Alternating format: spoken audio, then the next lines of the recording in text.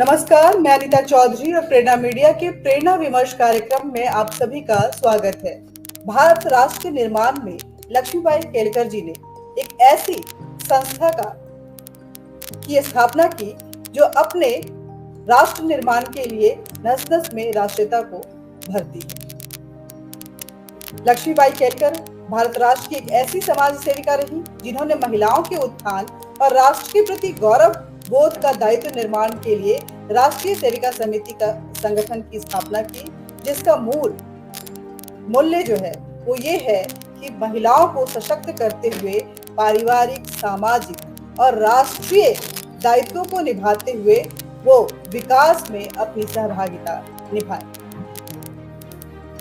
लक्ष्मीबाई केलकर जी, जिनका मूल नाम जो है बचपन का नाम कमल था, विवाह उपरांत वो लक्ष्मीबाई के नाम से जानी गई और बाद में सबकी आदरणीय वंदनीय मौसी जी हो गई। भारत में मौसी का मतलब माँ होता है, समानांतर रूप से जाना जाता है। मौसी जी की जीवन यात्रा से जुड़ी इस चर्चा में हमारे साथ मुख्य अतिथि के रूप में समिति की अखिल भारतीय सह कार्यवाहिका माननीय चित्रा मनोहर ताई जी हैं। चित्रा ताई राष्ट्रीय सेविका समिति की सह कार्यवाहिका हैं। मूलतः महाराष्ट्र की रहने वाली हैं, नागपुर की रहने वाली हैं। संस्कृत में एमए और बीएलबी की हुई हैं। 1981 से आप प्रचारिका हैं। 1985 में केंद्रीय कार्यालय से चलने वाले वनवासी कन्या छात्रावास की आप व्यवस्थापिका हैं, जो अभी तक हैं।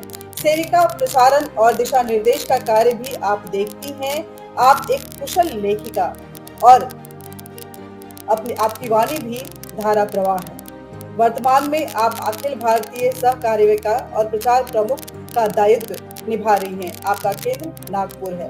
चित्रा ताई, प्रेरणा विमर्श के इस कार्यक्रम में आपका बहुत बहुत स्वागत है। वंदनीय मौसी जी, लक्ष्मीबाई केलकर जी की जीवनी पर आज जो प्रेरणा विमर्श की चर्चा चल रही है उसमें मुख्य वक्ता के तौर पर हमारे साथ आदरणीय सुनीता हल्देकर दीदी जी हैं।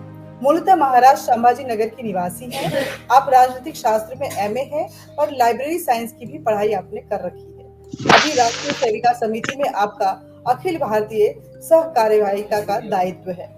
1985 से 1990 तक आप महाराष्ट्र में प्रचारिका रही। 1990 से 2006 तक आप आसाम की प्रांत प्रचारिका और क्षेत्र प्रचारिका भी रही। 2006 से 2009 तक अखिल भारतीय सह सेवा प्रमुख रही आप। 2009 से 2019 तक अखिल भारतीय संपर्क प्रमुख रही आप और 2019 से अब तक आपके पास सह कार्यवाहिका का दायित्व है। आपका केंद्र आसाम गुवाहाटी है। सुनीता दीदी, प्रेरणा विमर्श के इस कार्यक्रम में आपका बहुत बहुत स्वागत है। वंदनीय मौसी जी, लक्ष्मीबाई केलकर जी, जब उन्होंने राष्ट्रीय सेविका समिति की स्थापना की तो उस वक्त का दौर क्या था, उस वक्त का समाज कैसा था? भारत आजादी की लड़ाई लड़ रहा था। वंदनीय मौसी जी के विजन को ध्यान में रखते हुए आज की राष्ट्रीय सेविका समिति को आप किस तरह से देखती हैं? वंदनीय मौसी जी एक सामान्य व्यक्तित्व की धनी, परंतु उनका व्यक्तित्व असामान्य था वह उनके कर्तृत्व के कारण। वंदनीय मौसी जी एक साधारण व्यक्तित्व की धनी थी, परंतु उन्होंने अपने जीवन में असाधारण ऐसा कार्य किया।